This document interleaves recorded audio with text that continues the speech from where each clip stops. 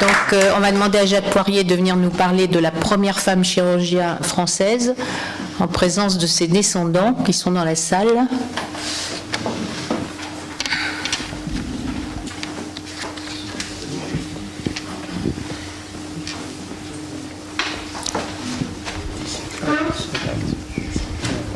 Ah, mais on a une photo. Je sais pas trouvé une photo modèle. Merci, Monsieur le Président et Monsieur le Secrétaire Général, de m'avoir invité à parler de Madame Wilbuchewicz. Nous allons changer de siècle et là, on va se retrouver à la fin du 19e et au début du 20e siècle. Marie est née le 9 février 1864 dans une ville qui s'appelait Białystok, qui est des fois appelée Bielastok avec des noms différents, qui était une ville russe, mais on voit bien, située au niveau du point noir, qui est ici, juste à la frontière entre la Russie et la Pologne, on voit bien que c'était une zone extrêmement difficile pendant tout le 19e siècle. De 1815, le traité de Vienne, jusqu'à 1919, le traité de Versailles, eh bien, la Pologne était devenue un tout petit squelette au milieu de l'envahissement de la Prusse d'un côté, de la Russie de l'autre, et de l'Autriche et de la Galicie de l'autre, ce qui fait que Białystok a longtemps été russe, après avoir été polonais au départ bien sûr, et il n'est redevenu polonais qu'après la Seconde Guerre mondiale, longtemps après. Mais la famille de Marie était une famille russe et elle était née en Russie. Sa famille était de bonne bourgeoisie. Son père, Ossip, était pharmacien à Białystok et il tenait la pharmacie avec un de ses fils qui était Eugène, son frère Eugène représenté à gauche. Son frère Vital était, frère de Marie, était un médecin à Saint-Pétersbourg et son frère Jean était un ingénieur agronome très réputé qui vivait à Paris. C'était donc les frères de Marie et Marie avait donc une sœur qui était Daria, une petite sœur née 18 ans plus tard et que l'on retrouvera tout à l'heure. En 1882, Marie dit qu'elle a envie de faire de la médecine et comme vous savez, il n'est plus possible de faire de la médecine à Saint-Pétersbourg qui n'accepte plus les femmes. Donc c'est en France que viennent les Russes, les femmes russes. Et elle arrive à Paris avec son père qui l'installe à Paris et elle prend ses inscriptions pour la rentrée 1883. À ce moment-là, la faculté de médecine de Paris compte environ 4000 étudiants, dont 78 femmes. Et de ces 78 femmes, il n'y a que 13 françaises. Les 65 autres femmes sont des étrangères, essentiellement des Russes et des Américaines. Et puis quelques autres nationalités secondairement. Donc elle commence ses études, elle va au cours, elle va à l'hôpital comme stagiaire et elle reçoit notamment les cours d'anatomie du professeur Farabeuf, bien connu. Farabeuf qui commençait toujours ses cours en disant « Je suis Farabeuf, ma femme est Faravache, mes enfants Faravo ». Et donc il était très apprécié des étudiants, bien entendu, et il leur disait à tous « N'allez pas au cours, n'allez pas à l'hôpital en tant que stagiaire, préparez les concours hospitaliers, devenez externe et si possible, devenez interne ». Et Marie a bien entendu la leçon et elle a préparé les concours hospitaliers. Elle a passé l'externat une première fois en 1884 où elle a été reçue. Je vous rappelle qu'à ce moment-là, c'était un concours facile et elle avait travaillé, mais ça n'était pas très difficile d'être reçue. Les épreuves étaient différentes de l'externat qu'on a connu ensuite. De mon époque notamment, c'était 2 épreuves orales avec 5 minutes de réflexion et 5 minutes d'exposé, une question d'anatomie bien sûr, la première question c'était configuration externe et rapport des poumons, et une question de pathologie ou de petite pathologie, épistaxie, c'est tamponnement des fosses nasales. Elle obtient des notes qui sont tout à fait honorables, 16 sur 20 à l'une, 16 sur 20 à l'autre, et son total fait qu'elle est classée en 85e rang, reçue bien entendu. Au bout de 3 ans d'externat, le règlement voulait que l'on représente le concours. Il fallait repasser le concours pour pouvoir poursuivre son externat au-delà de 3 ans. Elle prépare donc de nouveau le concours et en 87, elle est de nouveau nommée. Ici, les archives de l'assistance publique ne m'ont pas permis de retrouver les questions sur lesquelles elle est passée, mais elle a eu de bonnes notes, 14 et 20, et elle a finalement été reçue au 122e rang. Ça n'avait plus grande importance pour elle, car en réalité, comme on va le voir, elle va passer l'internat. Mais son externat a été très important malgré tout. Elle a eu des postes d'externat essentiellement au niveau de la médecine infantile et surtout de la chirurgie infantile. Et les 2 postes qui l'ont le plus marqué, c'est à la Riboisière, chez Charles Perrier, et aux enfants malades, chez De Saint-Germain, que nous retrouverons comme ses patrons d'internat. Et elle a passé un peu par hasard 1 an d'otorhinolaryngologie qui lui ont servi par la suite chez Guggenheim à la Riboisière. Guggenheim qui disait d'elle, c'est l'externe qui a un nom impossible et qui rit toujours. Ensuite, eh bien, elle a passé son premier concours d'internat en 1887. La question qui était tirée dans l'urne correspondait à les veines jugulaires et érysipèles de la face. Et Marie a bien raconté dans ses mémoires, et qui m'ont été communiquées très aimablement par les descendants de Marie, qu'elle n'avait jamais pu retrouver toutes les veines jugulaires. Et que, désolée de ne pas pouvoir les retrouver, elle avait mis la copie dans son sac, elle était sortie et partie avec la copie, ce qui, vous imaginez, avait mis l'administration de l'assistance publique dans une difficulté extrême, parce qu'il manquait une copie, la sienne. Bon, elle l'a rapportée ensuite. Elle a préparé le 2e concours, et cette fois-ci, elle écrit triangle de Scarpa, étranglement herniaire. Elle savait très bien, elle a 24 sur 30, ce qui est la 2e meilleure note, et vous remarquerez que la meilleure note, 25, elle est attribuée à Najot, qui est son futur mari.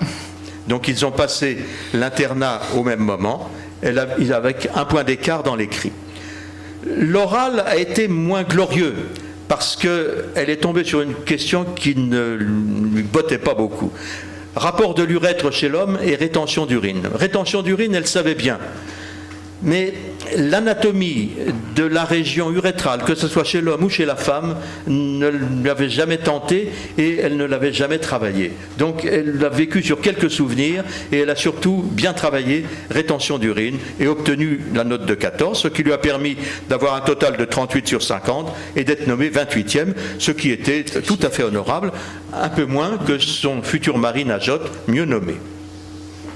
Le secrétaire général de l'assistance publique avait à ce moment-là, avant la proclamation des résultats, déjà prévenu le directeur, à l'époque il n'était pas général, le directeur à qui il avait dit il y avait 3 femmes qui candidataient, 3 étrangères, et seule mademoiselle Wilbuchevitch a concouru à l'écrit. C'était donc la seule femme qui ait concouru et elle a été nommée. Alors les premières femmes internes, tout le monde sait que la première c'est Augusta Klumke, une américaine, en 1886, et elle a été nommée de façon tout à fait raisonnable, avec un travail essentiel. Mais, pour des raisons qui sont restées tout à fait sombres, mal connues, pour des raisons diverses, elle n'a pas terminé son internat. Elle a démissionné lorsqu'elle s'est mariée au bout d'1 an et demi. Alors que Marie Wilbuchevitch est donc la première interne à avoir accompli in toto ses 4 ans d'internat, tout en s'étant mariée pendant son internat. On voit bien ensuite que c'était 2 premières pionnières, Augusta Klumke et Marie Wilbuchevitch. Car si vous regardez les dates, vous voyez que entre la nomination de Marie et la première nomination suivante, il s'écoule 12 ans. 12 ans pour qu'une Française soit nommée après elle. Et ensuite, ça s'est progressivement amélioré. Les patrons d'internat qu'elle a eus l'ont beaucoup marqué. Alors, patron de chirurgie infantile, Féliset qui ne voulait pas la prendre parce qu'il était contre les femmes internes, mais qui finalement a été séduit et a donné une excellente appréciation. de Saint-Germain, qu'il avait trouvé une interne parfaite, et Charles Perrier, une excellente interne également. Donc elle a fait 3 ans d'internat en chirurgie infantile, et elle avait fait déjà 2 ans d'externat en chirurgie infantile. Georges Félizet était le chirurgien classique, homme du monde, épéiste. Louis-Alexandre de Saint-Germain est bien connu, et c'était un service dans lequel Marie a pu opérer. Elle a opéré un certain nombre de pieds-bots, un certain nombre d'angiomes de la face, des petits kystes, des becs de lièvre. Bref, elle a pu avoir une activité opératoire encadrée par le patron. Charles Perrier, qui était un de ses patrons préférés, elle n'y a pas fait beaucoup de chirurgie. Elle a fait des sutures, comme on disait à l'époque, vieux vous fermerez. Donc elle fermait les interventions et elle donnait le chloroforme quand c'était nécessaire. Elle faisait des appareils plâtrés, mais elle a pu continuer le traitement qu'elle avait appris auparavant, notamment le traitement des tumeurs blanches par traitement sclérogène des tumeurs blanches. Donc c'est un semestre qui lui a beaucoup servi. Elle a épousé son collègue Jean Najotte en 1891 et ils ont eu 3 enfants. 3 enfants, Lise, Marguerite et Eugène. Lise a épousé M. Henri Lavigne Delville et nous avons la chance d'avoir ici 3 des enfants de ce couple, Marie Meunier, Henri Lavigne, Sylvie, François et Éric, que je remercie beaucoup d'être là aujourd'hui. Lise Najotte a eu un fils, François Meunier, qui a eu lui-même des enfants. Et puis la deuxième fille, c'était Marguerite, qui est devenue médecin, qui a épousé un médecin, André Bonne, qui ont eu tous les deux des activités extrêmement importantes pendant la Deuxième Guerre mondiale, pendant la Résistance. Et enfin, Eugène Najotte, le 3e fils, qui était maître de conférence à l'école polytechnique, qui a épousé Alette Guzman, qui était une élève des Beaux-Arts, une graveuse et une médailliste qui a eu un premier prix de Rome de médaille. Donc, une famille extrêmement intéressante sur le plan intellectuel. La thèse de Marie portait sur les brûlures. Et c'est un sujet qui l'intéressait beaucoup. Elle était horrifiée de la façon dont on traitait les brûlures. Et elle a mis au point un traitement qui était d'aseptiser tout ce qui était autour de la brûlure, de brosser au savon de Marseille toutes les parties saines et de permettre ainsi une cicatrisation infiniment meilleure. Cela a fait, comme on disait, rigoler. Et pour montrer que c'était stupide, un certain nombre de ses collègues ont brossé les brûlures elles-mêmes, ce qui était évidemment épouvantable et contre lequel elle s'est élevée. Mais il n'y a que la presse générale, le petit journal, la presse qui a dit que c'était intéressant et qu'il fallait continuer. Et de fait, c'était la réalité de l'intérêt qu'elle portait à la désinfection et à l'asepsie. Ensuite, eh bien, elle est devenue essentiellement, pendant 25 ans, une pédiatre médecin et non plus chirurgien. Elle était membre de la Société de pédiatrie de Paris, elle en a été une membre très assidue, elle en est devenue la présidente, elle y a publié une quantité de papiers, 37 communications, et donc c'était son rendez-vous régulier sur le plan scientifique. Bien entendu, elle publiait ailleurs également, elle publiait sur une modalité d'isolement de la scarlatine ou de la rougeole, le rôle tératogénique d'un certain nombre de tentatives d'avortement, auxquelles elle attachait une certaine importance, trouvant que certaines tentatives d'avortement pouvaient provoquer des malformations chez le fœtus, ce qu'on connaît bien. La salle de gymnastique orthopédique qu'elle a dirigée pendant 25 ans, à l'hôpital des enfants malades, d'abord sous la direction de Brun et ensuite de Broca, a laissé des traces, car c'était là que se vraiment construit la gymnastique orthopédique, dont elle a fait un magnifique manuel, atlas manuel, avec tout ce qu'il fallait pour redresser non chirurgicalement les scolioses, les kyphoses, les anomalies, gymnastique correctrice accompagnée d'une kinésithérapie. Elle a publié 2 beaux chapitres du traité de physiothérapie de Carnot, et c'était donc une personnalité sur le plan de la gymnastique orthopédique de tout premier plan et pionnière. Lorsque la guerre est arrivée, elle n'a fait ni une ni deux, elle est redevenue chirurgien et elle s'est mise à la disposition de Jalaguier au Val-de-Grâce pour l'assister, l'aider de façon évidemment bénévole. Et pendant 5 ans, elle a été l'assistante d'Adolphe Jalaguier, qui n'était pas de son patron, mais qui était quelqu'un de très bien connu, de très estimé, que tout le monde aimait bien, ses collègues, ses amis, tout le monde. Et au point que ses surnoms étaient, quand il était externe, on l'appelait le vaste externe, quand il était interne, le vaste interne, puis ensuite le grand sympathique. Il était très aimé, et notamment de Marie. Voilà Marie à côté du docteur Jalaguier, au Val-de-Grâce. Elle a fait, on pourrait dire, une très belle guerre dans ce premier blessé du Val-de-Grâce pendant 5 ans, et elle a obtenu, bien entendu, toutes les reconnaissances possibles de toutes les instances militaires, et ce qui était plus rare, la médaille de bronze de la reconnaissance française, qui était une reconnaissance importante. À côté de ses talents médicaux et chirurgicaux, Marie était une compositrice de musique dont l'essentiel était des adaptations et de la mise en musique de poèmes du grand poète russe Mikhail Yurevitch Lermontov, un poète lyrique, romantique, qui est mort en duel à 27 ans, mais qui avait beaucoup impressionné et dont elle a traduit et mis en musique la majorité de ses œuvres. Elle a été enterrée dans le très beau caveau de la famille Najot-Vilbouchevitch au cimetière Montparnasse. Et malheureusement, la priorité qui est évidente dans le domaine de la femme en chirurgie est totalement estompée. Dans toute la littérature, il n'en est pas fait mention une seule fois.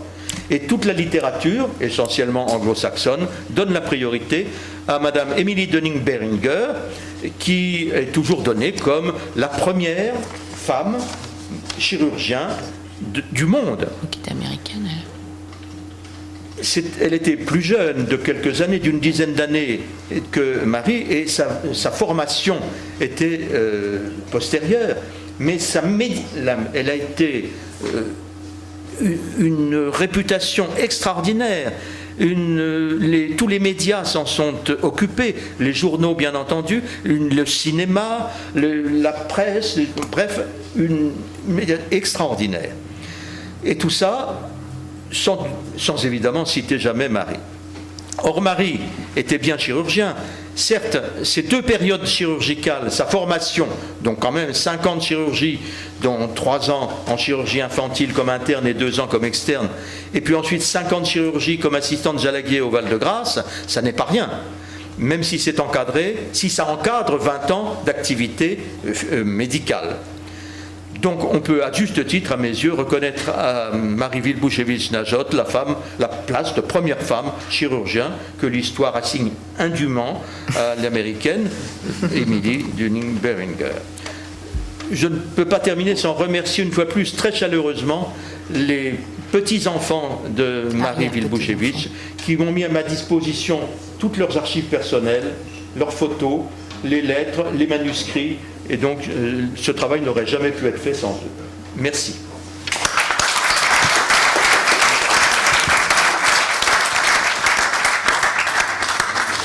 Bien, merci beaucoup de ce témoignage. Merci beaucoup à donc la famille de Marie Vilbouchevitch d'être venue aujourd'hui.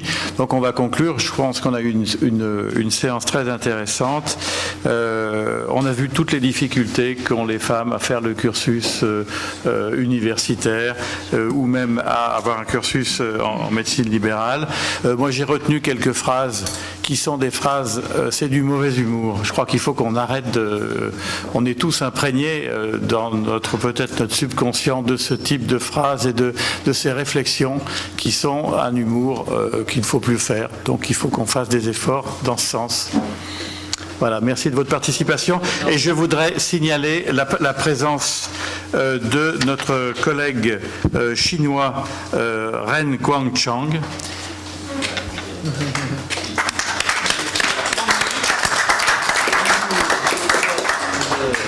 professeur Micro,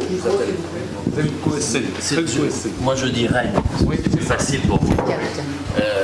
Et le président de la société de chirurgie de l'hôpital de Chongqing, qui est un des plus grands hôpitaux de chirurgie. Ensuite, il s'occupe beaucoup de chirurgie mammaire. Et en plus, il parle très très bien français. Il m'a promis en aparté qu'il dirait un mot des femmes chirurgiens en Chine. Est-ce que vous acceptez ça? 2 secondes, ça me permet de vous donner la parole. Et je vous remercie d'être venu ici, ça nous fait très très plaisir. Bonjour tout le monde, les professeurs. Je viens de Chine. Je suis francophone. Fait stage en France la première fois pendant 3 ans, entre 1993 et 1996. Après, j'ai commencé en ce moment-là, j'ai commencé à faire la coopération avec la France. La France, c'est un pays que j'adore. Mais je viens de Chongqing, peut-être, vous connaissez un petit peu la Chongqing. Il y a le reportage en France, c'est la plus grande ville du monde. Il y a 33 millions d'habitants, c'est ma ville. Dans cette ville, mon hôpital, c'est le plus grand et le meilleur. Si on parle de qualité de soins, c'est le meilleur hôpital dans ma ville. Actuellement, ma spécialité est chirurgie mammaire. Je suis présidente Association d'anti-cancer du sein chinois nationale. En même temps, je suis président de l'association de chirurgie mammaire nationale en Chine. Avec grand plaisir, j'ai la chance dans votre réunion, mais c'est mon ami, grand ami, mais c'est tout le monde très content de faire votre connaissance ici. Je voudrais vous dire bienvenue en Chine. Ensuite, qu'on peut faire quelque chose ensemble pour améliorer le cadre de soins en Chine, pour former les jeunes chirurgiens en Chine. Je voudrais encore dire aux femmes, merci beaucoup, très content de faire votre sens. Merci. Juste, combien avez-vous de femmes dans votre équipe en chirurgie mammaire? Je sais qu'il y en a un peu plus. Oui, et dans mon service, actuellement, il y a à peu près 28 chirurgiens mammaires, mais donc 2 sont femmes. Quand même. 2. Pas beaucoup. Merci. Bonjour, je m'appelle Waluzinski. Je voulais dire qu'avec Jacques Poirier et Yves Agide, nous organisons le 13 décembre une journée d'histoire comme tous les ans de neurosciences. Et cette année, c'est les neurosciences au féminin. Donc c'est pour continuer la conversation d'aujourd'hui. Vendredi 13 décembre.